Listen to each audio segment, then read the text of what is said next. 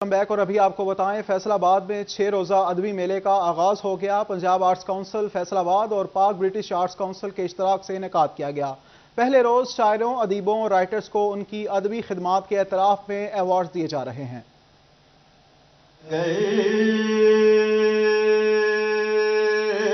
نہ ہو میری نماز کا امام،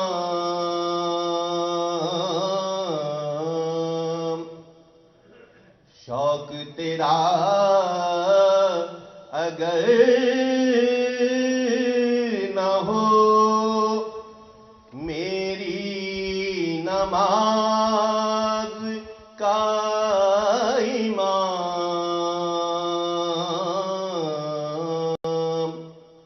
میرا قیام بے حجاب، میرا سجود بے حجاب،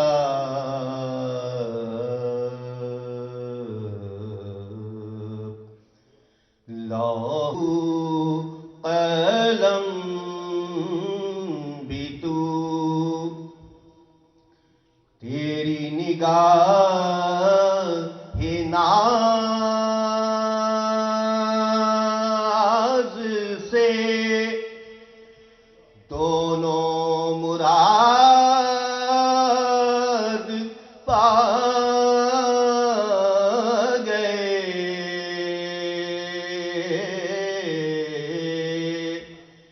تیری نگاہ ناز سے دونوں مراد پا گئے، عقل غیاب و جستجو، عشق حضور و اس طرح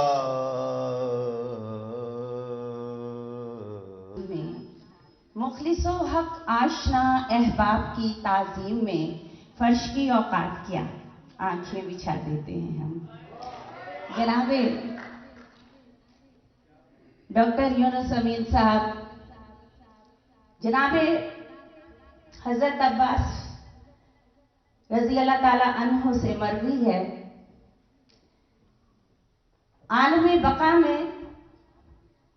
درجات بلند ہو جائیں گے چند لمحات میں،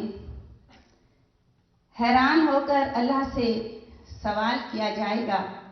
کہ میں نے ایسا کیا کیا یہاں جہاں ماں اور باپ پہچاننے سے انکاری ہو جاتے ہیں،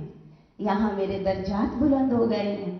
تو بتایا جائے گا کہ وہ نیک صالحہ تربیت یافتہ اولاد جو دنیا میں چھوڑ کر آئے ہو،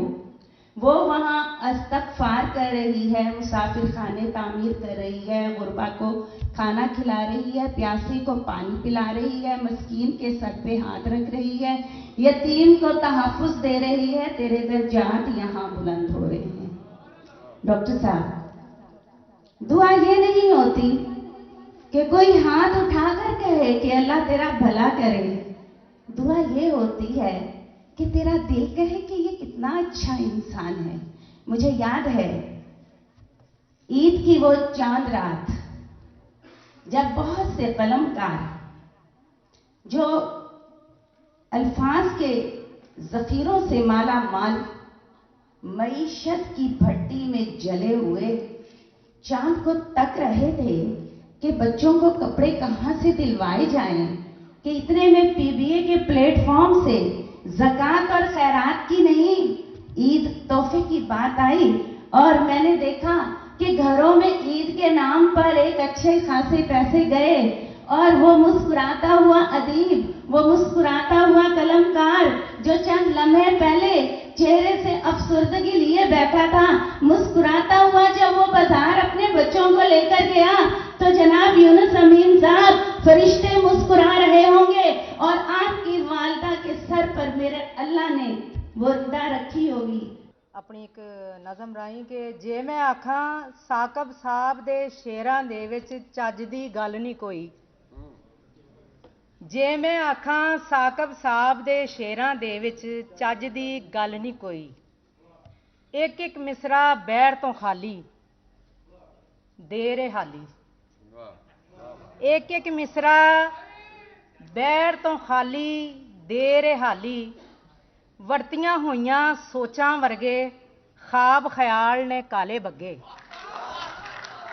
ਵਰਤੀਆਂ ਹੋਈਆਂ ਸੋਚਾਂ ਵਰਗੇ ਖਾਬ ਖਿਆਲ ਨੇ ਕਾਲੇ ਬੱਗੇ, ਇੱਕ ਵੀ ਸ਼ੇਰ ਨਾ ਦਿਲ ਨੂੰ ਲੱਗੇ,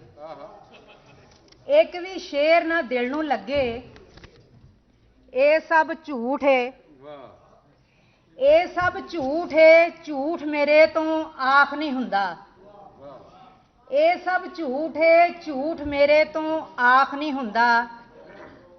ਇਹ ਸਭ ਮਸਲੇ ਮੇਰੀਆਂ ਆਪਣਿਆਂ, ਇਹ ਸਭ ਮਸਲੇ ਮੇਰਿਆਂ ਆਪਣਿਆਂ ਸ਼ੇਰਾਂ ਵਿੱਚ ਸਨ, ਇਹ ਸਭ ਮਸਲੇ ਮੇਰੇ ਆਪਣਿਆਂ ਸ਼ੇਰਾਂ ਵਿੱਚ ਸਨ,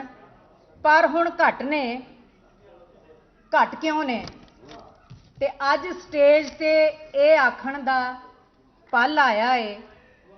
ਅੱਜ ਸਟੇਜ ਤੇ ਇਹ ਆਖਣ ਦਾ ਪਲ ਆਇਆ ਏ, ਸੱਚ ਤੇ ਇਹ ਵੇ ਨਈਮ ਸਾਕਬ ਦੇ ਸ਼ੇਰ ਨੂੰ ਪੜ੍ਹ ਕੇ ਸ਼ੇਰ ਆਖਣ ਦਾ ਵੱਲ ਆਇਆ ਏ,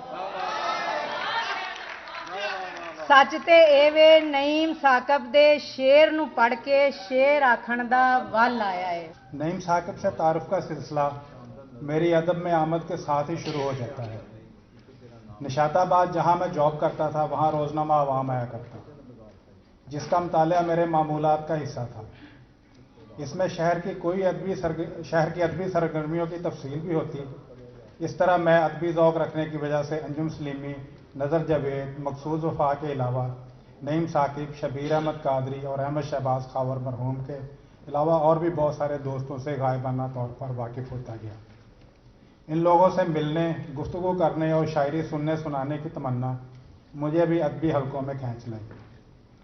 लेकिन अभी इनसे रूबरू बात करने की हिम्मत नहीं पाता था और यह सिलसिला इन्हें मुख्तलिफ तकारीब में सिर्फ सुनने की हद तक महदूद रहा।